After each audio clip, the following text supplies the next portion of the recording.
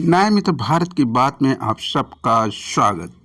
75 वर्षों के आज़ाद भारत की एक छोटी सी दास्तां यदि लिखने की कोशिश करें तो निश्चित रूप से बताना ही पड़ेगा कि भारत के कितने परसेंट लोग गरीबी में जी रहे हैं और कितने परसेंट लोग अमीरी में जी रहे हैं। जब वो अमीरी है तो अमीरी के मायने क्या हैं, उसके लिविंग कॉस्ट और उसकी जीडीपी में उसकी प्रति व्यक्ति आय वास्तव में एक दूसरे से मैच करती है क्या? आइए इसी पर जानने की कोशिश करते हैं, उस आईने को देखने की कोशिश करते हैं।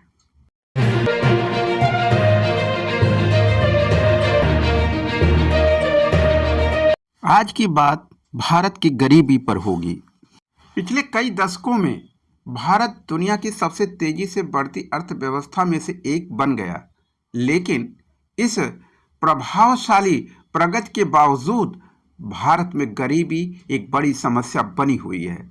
भारत में बहुत कम प्रतिशत लोगों को इस वृद्धि से लाभ मिला, जबकि अधिकांश लोग अभी भी अपनी बुनियादी दैनिक ज़रूरतों को पूरा करने के लिए संघर्ष कर रहे हैं। कुछ सरकारी आंकड़े देखने और सुनने में बहुत अच्छे लगते हैं, लेकिन उसकी व्यवहारिक ज़मीन को भी टटोलना पड़ेगा। भारत में प्रति व्यक्ति की वार्षिक आय जो है, पर कैपिटा इनकम जिसे कहते हैं, वो दोगुनी हो चुकी है। राष्ट्रीय सांख्यिकी कार्यालय एनएसओ के अनुसार 2024 में प्रति व्यक्ति आय दोगुनी यानी 1,72,000 एनुअल यानी लगभग 14,000 रुपये प्रति माह। तो यह व्यवहारिक ज़मीन में इसके प्रति वास्तव में उनका मासिक खर्च कितना होता है, क्या वो लागत बढ़ चुकी है? आइए चलते देखते हैं कि triple P purchasing power parity 2024 क्या कह रहा है।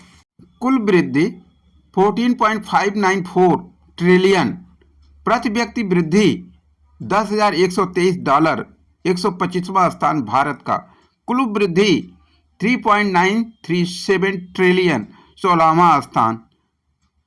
प्रति व्यक्ति वृद्धि $2,731, 136वां स्थान। जैसा कि सुना आपने, ये तो आंकड़ों की बाजीगरी है। आइए एक और आईने से देखते हैं। भारत में गरीबी विभिन्न अतिव्यापी कारकों का परिणाम है जो सामाजिक और आर्थिक मुद्दों के लंबे इतिहास में फैले हुए हैं। सामाजिक मुद्दों में जाति व्यवस्था शामिल है, जो भारत के नागरिकों के बीच असमानता का असली कारण बनती है। जो लोग कुछ सामाजिक आर्थिक समूहों या जातियों में पैदा होते हैं, उन्हें शिक्षा, स्वास्थ्य सेवा एवं रोजगार के अवसरों तक पहुंचना दूसरों की तुलना में अधिक कठिन लगता है। आर्थिक मुद्दों में विदेशी देशों से वित्तीय दबाव का इतिहास शामिल है, जो भारत की अर्थव्यवस्था को बाहरी बाजारों के प्रति संवेदनशील बनाता है, जो इसके नियंत्रण से परे है।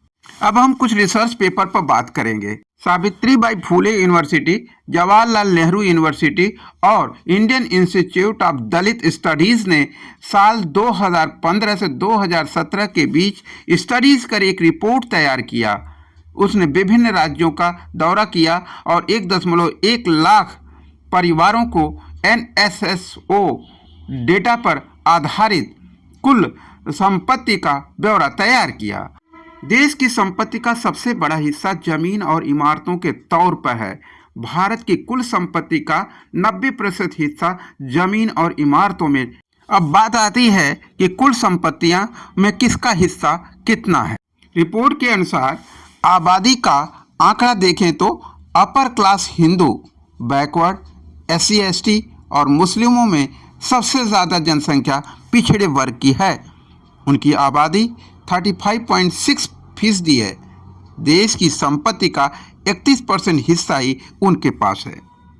वहीं देश की कुल आबादी में से 22.28% अपर क्लास हिंदू के पास और कुल संपत्तियों में उसका हिस्सेदारी 41% है। यानी आंकड़ों से ही साफ हो गया कि जिसकी जनसंख्या सबसे ज़्यादा है, 35 पॉइंट समथिंग है, उसकी हिस्सेदारी मात्र 31%, लेकिन जिसकी आबादी सिर्फ 22% समथिंग है, उसकी हिस्सेदारी 41%, यानी उसकी आबादी का जस्ट डबल परसेंटेज है उसकी संपत्तियों पर अधिकार का। अब कुछ और आंकड़े और तथ्य जो विश्व बैंक ने दिए उसको देखते हैं। विश्व बैंक के सितंबर 2023 के एक वैश्विक गरीबी के अध्ययन से पता चला 3.65 डॉलर की गरीबी रेखा पर भारत वैश्विक गरीबी दर 24.1% का 40% हिस्सा भारत का। टोटल वैश्विक गरीबी के प्रतिशत में भारत का हिस्सा स्वयं में 40 है और 60% में सारी दुनिया है। दुनिया में गरीबी में रहने वाले सभी लोगों में से 1/3 से अधिक लोग दक्षिण एशिया में रहते हैं, जिनकी संख्या लगभग 389 मिलियन है, विश्व बैंक की रिपोर्ट कहती है। दक्षिण एशिया में 2.15 डॉलर की अंतर्राष्ट्रीय गरीबी रेखा द्वारा मापी गई तो अत्यधिक गरीबी की दर जो थी 1.9% अंक बढ़कर 10.5% हो गई। अत्यधिक गरीबी में इस वैश्विक परिवर्तन में भारत का योगदान लगभग 70% है। यानी भारत का योगदान, ये कौन कह रहा है? विश्व बैंक कह रहा है। आज के वर्तमान की गरीबी के हालात में विश्व में 70% का योगदान भारत की गरीबी का है। 2012 से 2021 के बीच भारत में निर्मित संपत्ति का 40% हिस्सा आबादी के सिर्फ सबसे धनी 1% लोगों के पास रहा। ये भी विश्व बैंक ही कह रहा। BBC न्यूज़ से 99% लोगों के पास सिर्फ 60% संपत्तियों पर ही कब्जा है। 70% की गरीबी का योगदान देने वाले भारत के क्या कारण हो सकते हैं? भारत में गरीबी के जटिल कारण उतने ही जटिल कारकों को जन्म देते जो समस्या को कायम रखते हैं। इनमें शामिल है शिक्षा एक सीमित पहुंच तक, सामान्य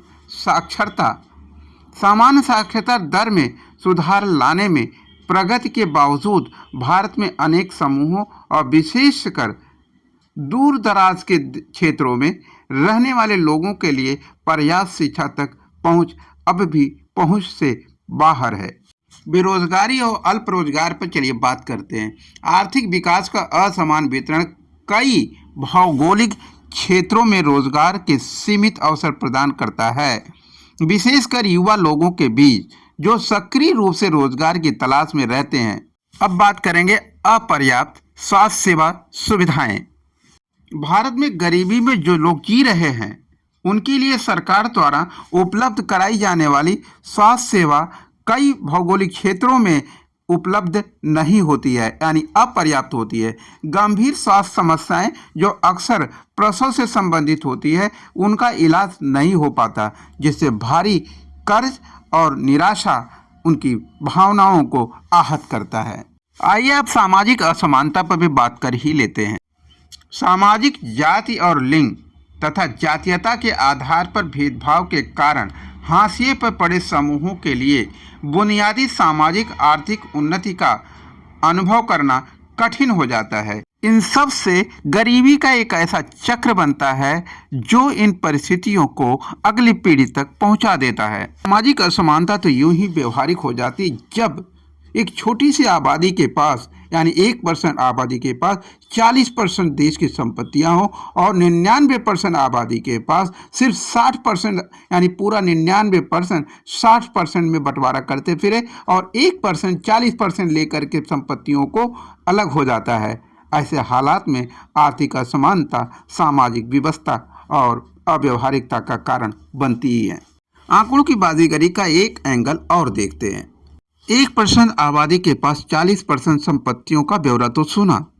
अब यदि 10% आबादी के पास 400% तो संपत्तियां नहीं हो सकती, लेकिन 77% संपत्तियां उसके पास हैं। इस बात का रिपोर्ट स्वयं हार्वर्ड बिजनेस रिव्यू में पाया गया। 2023 के इस रिव्यू में 119 अरबपति थे। यह बात भी नोटिस की गई जिनकी संपत्ति असंगत दरों पर बढ़ती जा रही है।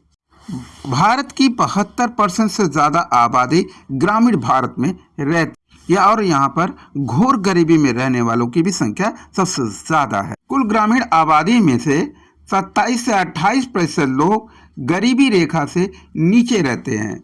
आपकी आर्थिक सुविधाएं भी आपके आर्थिक पैमाने से ही तय होती हैं। ग्रामीण भारत क्या लकड़ी पर खाना बनाता है, गोहरे पर खाना बनाता है, यानी काउडक पर खाना बनाता है, या फिर गैस पर बनाता है, या फिर किसी अन्य इलेक्ट्रिकल संसाधन से बनाता है? ये किस पर निर्भर करता है? ये भी इसी बात पर निर्भर करता है कि उसके आर्थिक संसाधन वास्तव में कितने मजबूत हैं। बीपीएल लाइन के नीचे रहने, बिलो पॉवर्टी लाइन के नीचे रहने वाले लोग गैस कैसे भराएंगे, सिलेंडर में गैस कैसे भराएंगे? क्या उनके पास 800 या 1000 रुपये सिलेंडर हैं भरवाने के लिए, या फिर उतनी ही से उन्हें अपने परिवार का खर्चा भी देखना है? ये विषम परिस्थितियां आर्थिक हालात के गर्भ से जन्म लेती हैं। ऊर्जा वित्त से तात्पर्य वित्तीय सहायता नीतियों और संस्थागत व्यवस्थाओं से है, जिनका उद्देश्य ऊर्जा उद्योग के सभी चरणों के लिए वित्त पोषण और वित्तीय सेवाएं प्रदान करना है, जिससे निम्न कार्बन या फिर गैर कार्बन हरित ऊर्जा में परिवर्तन को सुगम बनाया जा सके। ऊर्जा के कभी खत्म नहीं होने वाले स्रोतों को नवीकरणीय ऊर्जा स्रोत कहते हैं, तथा पानी, हवा, सूर्य की किरणें और बायोमास इसके उदाहरण हैं। जबकि दूसरे प्रकार के ऊर्जा स्रोत जिनकी क्वांटिटी, जिनकी मात्रा सीमित होती है, यानी सीमित उपलब्धता है, उनमें कोयला और पेट्रोलियम उत्पाद ही आते हैं। प्रधानमंत्री आर्थिक सलाहकार परिषद की रिपोर्ट के अनुसार 2023-24 में भारत के सबसे अमीर और गरीब राज्यों की सूची सामने आई। प्रति व्यक्ति आय यानी पर कैपिटा इनकम के मामले में भारत में सबसे अमीर राज्यों में दिल्ली, तेलंगाना और कर्नाटक शामिल है, जबकि बिहार और उत्तर प्रदेश, जो सबसे बड़े राज्यों में से एक हैं, वह सबसे निचले पायदान पर हैं। कर्नाटक, केरल और तमिलनाडु जैसे दक्षिण राज्यों ने पर्याप्त आर्थिक प्रगति का अनुभव किया, जो सामूहिक रूप से भारत की जीडीपी में 30% का योगदान दे रहे। पूरी लिस्ट की बात की जाए तो पर कैपिटा इनकम के हिसाब से भारत के सबसे अमीर और गरीब राज्यों के अलग अलग करके भी देखा जा सकता है। भारत में ऋण लेने वालों की संख्या बढ़ रही है। रिपोर्ट के मुताबिक 40% भारतीय मासिक खर्चों के लिए क्रेडिट कार्ड और शॉर्ट टर्म लोन का इस्तेमाल करते जा रहे हैं। एक बार सभी बुद्धिजीवियों को और प्रशासनिक अधिकारियों के साथ साथ सरकार के तंत्र को भी इस बात पर विचार करना चाहिए कि शॉर्ट टर्म लोन या अन्य लोन की व्यवस्थाएं नहीं होती तो वो लोग क्या अवधि तक आत्महत्या नहीं कर चुके होते? भारत में आत्महत्या करने की टेंडेंसी बढ़ रही है, इस पर भी एक रिपोर्ट आनी चाहिए। बेरोजगारी तो बेरोजगारी ही है। महंगाई ने रोजगार प्राप्त लोगों को भी लोन लेके अपने खर्चे चलाने के लिए बाध्य कर रही, जो नई प्रजाति पैदा कर रही। लोन लेने वालों की बढ़ती संख्या के पीछे आसान क्रेडिट उपलब्धताओं का आकर्षण भी है। बाय नाउ पे लेटर BNPL जीने की आम आस पैदा करता है। ऐसे उत्पादों की वजह से लोन लेना आसान हो गया, हालांकि वह व्यक्तियों को लोन के चक्र में फंसा रहा, जिनसे भविष्य गर्त में जाने की संभावना सुनिश्चित हो रही। भारत पर विदेशी कर्ज की बात करें तो सितंबर 2024 में भारत का विदेशी कर्ज 711.8 अरब डॉलर था।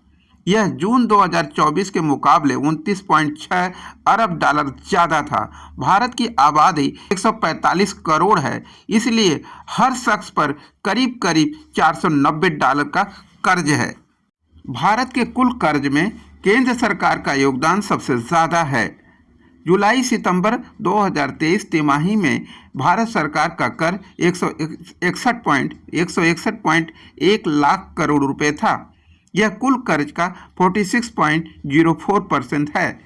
वहीं राज्य सरकार की कर्ज में हिस्सेदारी 24.4% है। एक रिपोर्ट के मुताबिक भारत के 850 जिलों का विश्लेषण करने के बाद कर्मचारियों के डाटाबेस से पता चला कि 15% से भी कम कर्मचारियों प्रति माह 20,000 रुपये ही प्राप्त करते, अधिक से अधिक 20 से 40,000 रुपये के बीच में होती, जबकि व्यवहारिक संविदा की संस्कृति में 8 से लेकर के 15,000 की मैक्सिमम सैलरी शुरुआती दौर पर मिल पाती है। वर्क इंडिया की एक रिपोर्ट के मुताबिक 57.63% से ज़्यादा श्रम प्रदान करने वाली नौकरियां 20,000 रुपये प्रति माह से ज़्यादा सैलरी नहीं दे पाती हैं। व्यवहारिक जमीन पर संविदा संस्कृत के अंदर 8,000 से 12,000 और अधिकतम 15,000 की सैलरियां 90% छोटे छोटे कर्मचारियों को प्राप्त होती हैं। गरीबी और अमीरी के बीच के खींची हुई लाइन भारत के व्यवहारिक डाटाबेस के जमीनी हालात के आधार पर आपने सच को सुना और देखा भी। आप खुद अपने विचार तय करिए और कमेंट बॉक्स में हमें बताइए कि आप ऐसे क्या क्या देखना और सुनना चाहते हैं, और हमें सराहिए, सब्सक्राइब करिए।